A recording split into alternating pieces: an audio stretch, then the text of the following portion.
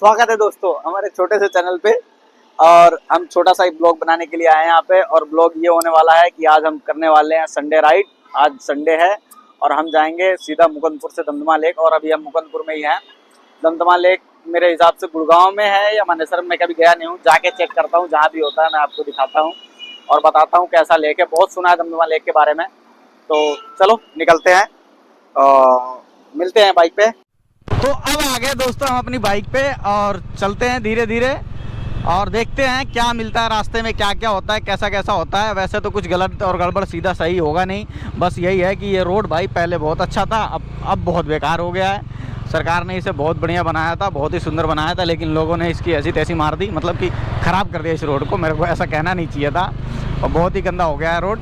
चलो, और धूल भी कुछ ज़्यादा ही उड़ रहा है, इतना ज़्यादा धूल उड़ रहा है जिसका कोई हिसाब नहीं है। तो इसलिए हमने वाइजर बंद कर लिया है। अब यहाँ से रोल करते हैं सीधा दमदमा लेक के लिए और दमदमा लेक पे चल के हम आपको मिलते हैं और वहाँ का बढ़िया सा वीडियो बनाते हैं। और रास्ते में कुछ बढ़िया एडवेंचर सा दिखता है या फिर कुछ अच्छा सा दिखता है तो मैं आपको दिखाऊंगा ज़रूर।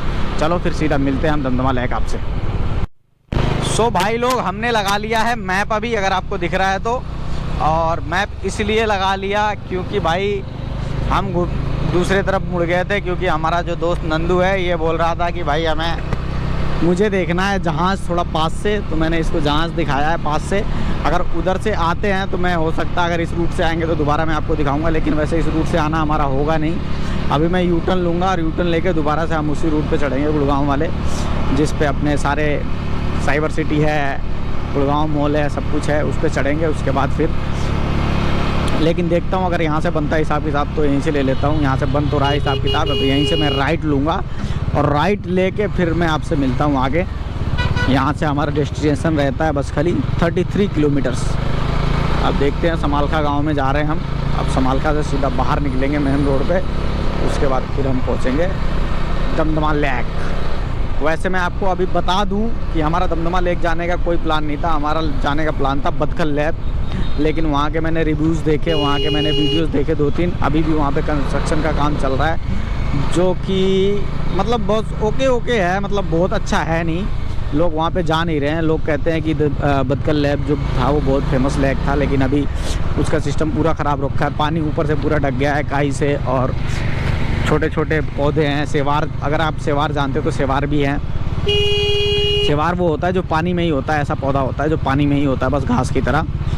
तो अब वही हो रखा है, इसलिए हम वहाँ गए नहीं, क्योंकि वहाँ पे नज़ारे अच्छे हैं नहीं। इसलिए हमने प्लान को चेंज करते हुए हम पहुँच गए अपना, ये क्या बोलते हैं, दमदमा लेक के लिए निकले हैं। अभी हम हैं समालखा में, और समालखा में हूँ तो शाम को आते टाइम हो सकता है मैं अपने चाचा को फ़ोन करूँ एक बार, लेकिन छोड़ो यार, देखते हैं क्या होता है कैसा होता है। चलो मिलते हैं हम आपको दमदमा लेक पे।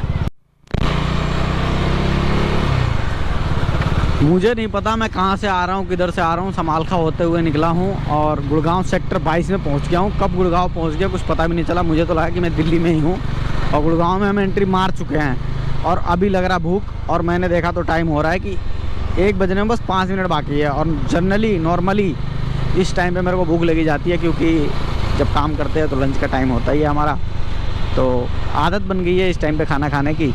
तो लंच से 5-10 मिनट पहले हम खाना खा के पूरे लंच में हम इंजॉय करते हैं, मतलब सोते हैं, जगते हैं। जगते तो नहीं है, सोते हैं, बहुत देर तक सोते हैं। तो वही आदत पड़ी हुई है खाने वाने की। तो अब भूख लग रहा है, तो अब देखते हैं कहीं बढ़िया सा भटूरे मिले। भटूरे खाने का मन है आज, तो आज लंच में भटूरे खाएँगे और फिर आपको आगे का हाल बताएंगे भटूरे खाने के बाद। तो भाई साहब, हम लोग रुक गए थे थोड़ी देर के लिए यहाँ पे भाई के पास छोले कुलचे खाने के लिए। मेरे को लग रही थी भूख, मैंने टाइम देखा तो 1 बज रहा है, लेकिन अब क्या करें, अब आदत है 1 बजे खाना खाने की, मैंने बताया था आपको पहले।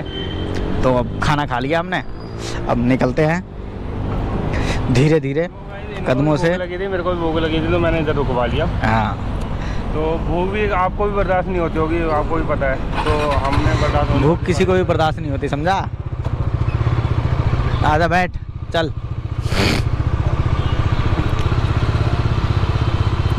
हम गुड़गांव में हैं, देखो सेक्टर 29 दिखा रहा है आगे,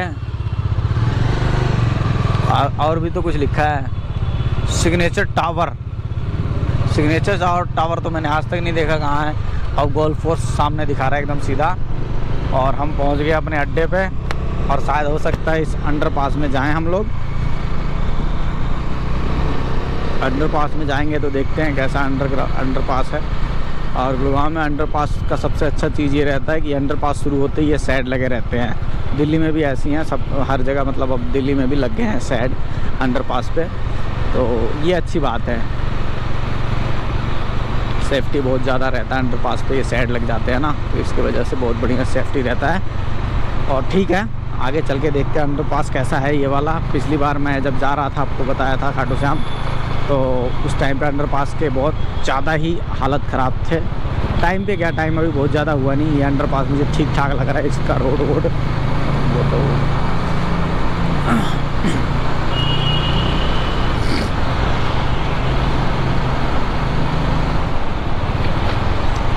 और ये तो हमें यूटर्न लेने के लिए कह रहा है, हमारा मैप कह रहा है यूटर्न ले लो। हम गलत जगह आ गए, हम गलत जगह आ गए।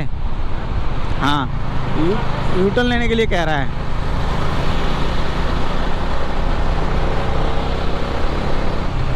चलो भाई लोग, हम यूटर्न लेते हैं, फिर आपको मिलते हैं कोई बढ़िया सा जगह, बढ़िया सा रास्ता आता है तो। दोस्तों, आज संडे राइड कैंसिल हो गई हमारी बीच रास्ते में ही। वो इसलिए क्योंकि जो हमारा दोस्त नंदू बैठा हुआ हमारे बाइक पे पीछे, इसकी नानी आज ख़त्म हो गई हैं।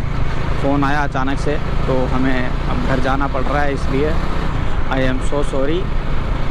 देखते हैं आगे अगर ब्लॉग बनता है तो बनाऊंगा, अदरवाइज़ नहीं बना पाऊंगा। बड़ी दुख की बात है, इसलिए मैंने कहा कि आपको इन्फॉर्म कर दूँ। इस वीडियो को ऐसे ही ख़त्म तो कर नहीं सकते, अब क्या ही कर सकते हैं भाई, अब हो गया तो हो गया। चलो देखा जाएगा। संडे की राइड थी, वो भी कैंसिल हो गई, अब क्या कर सकते हैं भाई। बहुत मुश्किल से सोचा था कि हमारे यूट्यूब पे व्यूज़ आएंगे, सब कुछ होगा, लेकिन अब बात इसके नानी की है। अगर नानी गांव में रहती या कहीं और रहती तो अलग बात होती, नानी यहीं थी। अलग बात तभी भी नहीं होती भाई, नानी का दुख तो नानी का ही दुख होता है। चलो कोई बात नहीं, जैसा भी इंफॉर्मेशन होता है मैं आपको दूंगा।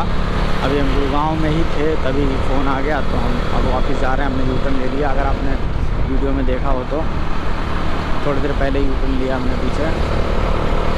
अब देखते हैं क्या होता है, कब तक पहुँचते हैं। पहुँचने को तो हम आधे घंटे में घर पहुँच जाएंगे, लेकिन अब क्या ही बोले हम आपसे भाई साहब, दुख दोनों तरफ से है। चलते हैं, अब घर ही चलते हैं सीधा।